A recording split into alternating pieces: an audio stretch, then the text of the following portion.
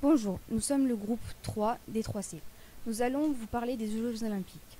En premier, nous allons vous présenter l'origine et le fonctionnement des JO. Ensuite, les différents enjeux, puis les effets négatifs et positifs que créent les JO.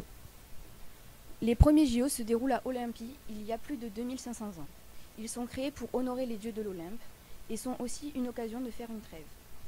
Dans la Grèce antique, l'épreuve la plus importante est le pentathlon.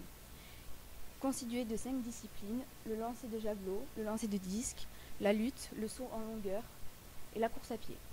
La compétition dure 5 jours. Le vainqueur gagne une couronne d'olivier et est célébré en héros. En l'an 393, l'empereur romain Théodore Ier interdit les Jeux olympiques.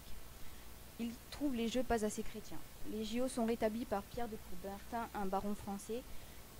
Sa devise étant l'important est de participer.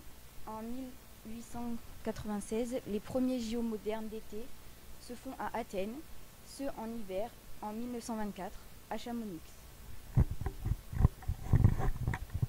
Les enjeux olympiques sont rapidement rattrapés par des enjeux politiques, diplomatiques, économiques et écologiques, tels que en 1980, les JO de Moscou sont boycottés par les États-Unis en raison de l'invasion soviétique en Afghanistan. Puis, en réponse, les Russes boycottent à leur tour ceux de Los Angeles en 1984. Pour montrer leur supériorité, le coût de l'organisation des Jeux augmente.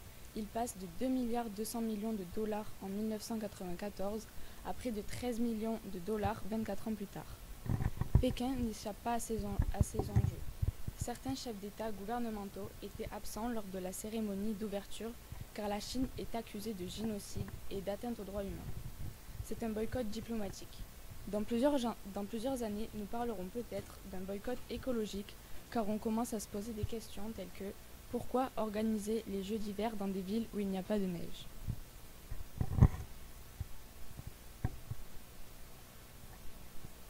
Nous allons vous détailler plus précisément un de ces enjeux, à savoir l'enjeu économique. Nous allons prendre pour exemple les Jeux olympiques d'Albertville. Le coût total des investissements pour les accueillir s'élève à 12 milliards de francs. À cause des différents points comme la construction d'infrastructures modernes dans les domaines de l'hôtellerie, du tourisme et de la culture, des équipements sportifs exceptionnels, des aménagements ruraux en matière d'électrification et de communication, sans oublier de nouvelles voies routières qui justifient à elles seules l'organisation des Jeux. Les 13 sites olympiques ont profité de leurs facilités financières pour accueillir les Jeux sur leur territoire. On parle de 5 à 8 années de gagnées par rapport à un rythme de développement normal. Les Jeux ont créé 14 000 emplois de 1885 à 1890. Suite à la retombée des Jeux, le taux de chômage s'élève à 10,3%. Il y a aussi l'exemple des JO de Tokyo. Ils ont investi 13 milliards de dollars, ce qui en fait les Jeux olympiques les plus chers de l'histoire. Grâce à ces exemples, nous pouvons voir que l'enjeu économique permet au pays qui reçoit les JO de montrer sa puissance économique et son pouvoir au monde entier. Nous allons à présent vous citer les effets positifs et négatifs de cet enjeu. Les effets positifs. Le pays qui reçoit l'événement gagne beaucoup d'argent d'un coup, comme par exemple pour les Jeux d'Albertville. Les Jeux permettent aussi de faire de la publicité d'un pays, comme pour la réouverture des Jeux par Pierre de Coubertin à Athènes, il y a eu 14 pays entrants, ou comme ceux de Paris. La création d'emplois augmente lors des JO.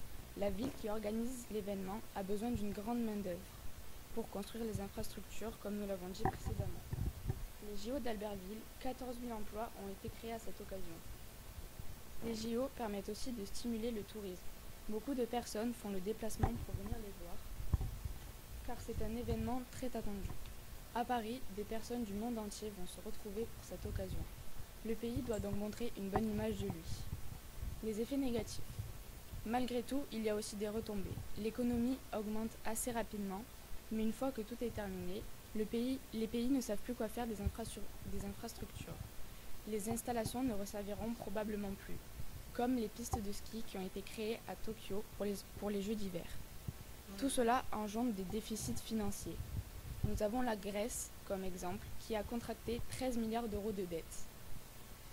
Comme nous avons pu le dire précédemment, les JO créent de nombreux emplois. Mais tout ceci n'est qu'éphémère, car une fois les travaux finis, il n'y a plus besoin de main-d'œuvre. et beaucoup de monde se retrouve au chômage. On peut parler des Jeux olympiques d'Albertville où il y a eu 10,3% de chômage. Pour conclure, durant la Grèce antique, les Jeux olympiques étaient seulement des épreuves sportives utilisées pour faire des trêves, puis finalement, au cours de l'histoire, on y retrouve de nombreux enjeux politiques, économiques et sociaux. Les JO ont aussi beaucoup été influencés par les guerres et les hommes au pouvoir. Merci de nous avoir écoutés.